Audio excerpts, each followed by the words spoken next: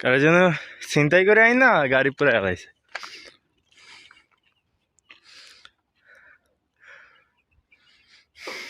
নতুন গাড়ি আছিল। হ্যাঁ,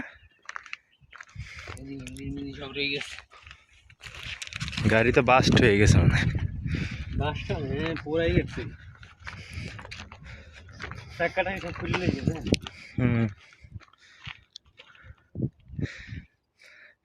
এই জায়গা কারোর দেখার সাধ্য নাই। দেখছস কোন জায়গায় না পুরাইছে,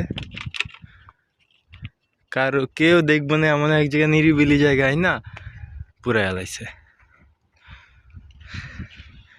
গাড়িটা পুরা এলাইছে, কারা বা কে বা কারা জানি না।